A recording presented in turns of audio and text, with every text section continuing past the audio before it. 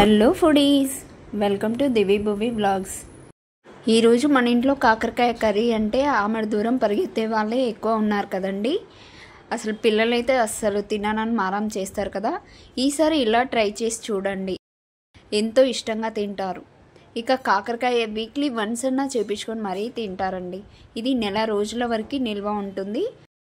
ఇలా monthly once కానీ 15 డేస్కి ఒకసారి కానీ చేసి పెట్టుకున్నారంటే పప్పులోకి సాంబార్లోకి బాగుంటుంది అండి, సైడ్ డిష్గా. ఇక వీడియోలోకి వెళ్ళిపోదాం. దీనికోసం అయితే నేను ఒక 1/2 kg తీసుకున్నానండి.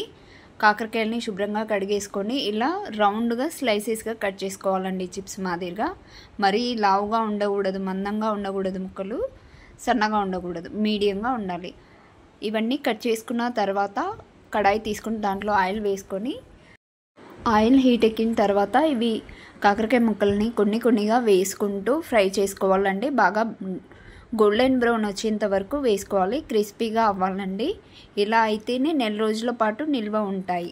లేదు కాస్త షాలో ఫ్రై చేసాము అంటే అంతగా నిల్వ ఉండవండి, ఫంగస్ వచ్చేస్తుంది. సో కొంచెం కేర్ఫుల్గా గోల్డెన్ బ్రౌన్ వచ్చేంత వరకు క్రిస్పీగా రావాలండి, అంతవరకు వేయించుకోండి. ఇలా ఒక వాయి అయిపోయిన తర్వాత మళ్ళీ ఒక వాయి, ఎందుకంటే ఆయిల్ వేస్ట్ అవ్వకూడదు కదండి. ఈ ముక్కలు పట్టేంత వరకు అంటే ఆయిల్ వేస్ట్ అయిపోతుంది, తర్వాత మిగిలిపోతే అదేం చేయలేం కదండి, చేదైపోతుంది కదా. సో కొన్ని కొన్ని వేసుకుంటూ ఫ్రై చేసుకోండి. లాస్ట్లో ఫ్రై చేసిన తర్వాత మిగతావి కూడా వేసేసుకొని దాంట్లో సాల్ట్, కొంచెం పసుపు వేసేసుకోండి. అలానే పోపు గింజలు కూడా వేసేసుకొని, కరివేపాకు రెమ్మలు కొంచెం ఎక్కువ వేసుకోండి. అవన్నీ కరివేపాకు అయితే కొంచెం ట్రాన్స్పరెన్సీగా అవ్వాలి. తర్వాత అయితే కొంచెం అల్లం వెల్లుల్లి పేస్ట్ వేసుకొని అది పచ్చివాసన పోయేంత వరకు వేయించుకోవాలి. ఇవన్నీ వీటితో పాటు కాకరకాయ ముక్కలు కూడా ఫ్రై అవ్వాలి, ఇంకొంచెం ఫ్రై అవ్వాలండి.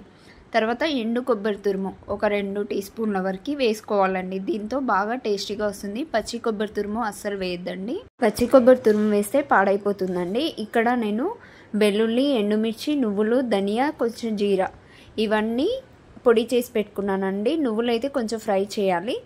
ఆ పౌడర్ని దీంట్లో వేసేసుకొని ఫ్రై చేసుకోవాలండి. తర్వాత కాసింత బెల్లం వేసుకోవాలి. ఆ బెల్లం కరిగిపోయిన తర్వాత ఇంకా అవసరం అయితే కొంచెం మిర్చి పౌడర్ వేసుకోండి. రెడ్ చిల్లీ పౌడర్ ఆల్రెడీ మనం ఆ నువ్వుల పొడిలో వేసాం కదండి, వెల్లుల్లి కారంలో.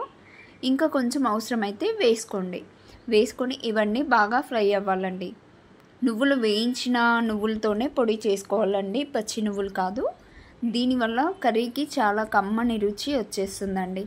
ఇలా కొంచెం ఆయిల్ మీదికి తేలేంత వరకు ఉంచుకోండి, అంతే. ఇంకా కర్రీ రెడీ అయిపోయినట్లే. సర్వింగ్ బౌల్లోకి తీసుకుందామా. క్రిస్పీగా నెల రోజుల పాటు నిల్వ ఉంటుందండి ఇది. ఎందుకంటే డయాబెటిక్ పేషెంట్స్ ఉంటారు, వీక్లీ వన్స్ అన్న కాకరకాయ తినమని చెప్తుంటారు కదండి. ఇలా చేసి పెట్టుకోండి. చిన్నపిల్లలు కూడా తింటారండి ఇలా చేస్తే. పప్పు అంచుకి అలా వేసుకుంటే చాలా బాగుంటుందండి. ఉట్టిగా కూడా తినేస్తారు, అంత టేస్టీగా ఉంటుందండి. మీరు కూడా ఒకసారి ట్రై చేసి చూడండి.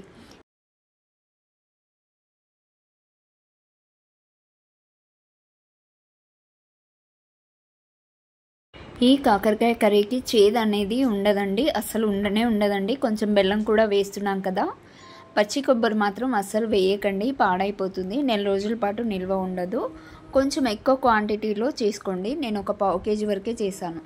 ఒక 1/2 kg వరకు చేసి పెట్టుకున్నారంటే నెల రోజుల పాటు హ్యాపీగా నిల్వ ఉంచుకోవచ్చండి, ఫ్రిడ్జ్లో కూడా పెట్టనక్కర్లేదు. ఎండు కొబ్బరి వేసాం కదండి, దానివల్ల కమ్మని టేస్ట్ వస్తుందండి.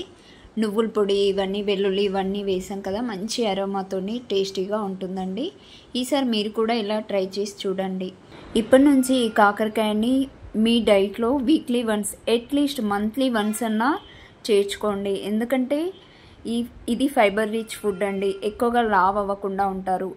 పిల్లల్లో వామ్స్ వస్తాయి కదండి, డివార్మేషన్ ఎవ్రీ 6 monthsకి చేయాలి కదా. ట్యాబ్లెట్స్ రూపంలో కాకుండా ఇలా ఫుడ్ రూపంలో ఇచ్చామంటే ఎలాంటి సైడ్ ఎఫెక్ట్స్ కూడా ఉండవు. అలానే మనము ఏవేవో జంక్ ఫుడ్ తింటుంటాం కదండి అప్పుడప్పుడు, నా బాడీని డిటాక్స్ చేసేస్తుందండి. సో ఇకనైనా మీ డైట్ ప్లాన్లో కాకరకాయను కూడా మంత్లీ వన్స్ అన్నా చేర్చుకోండి, హెల్తీగా ఉండండి. మీరు ట్రై చేసినప్పుడు ఎలా వచ్చిందో నాకు కామెంట్ చేయండి. అలాగే ఈ వీడియో కనుక మీకు నచ్చినట్టయితే మీ ఫ్రెండ్స్కి, రిలేటివ్స్కి షేర్ చేయండి. Thank you for watching. Next మరొక మంచి రెసిపీతో కలుద్దాం.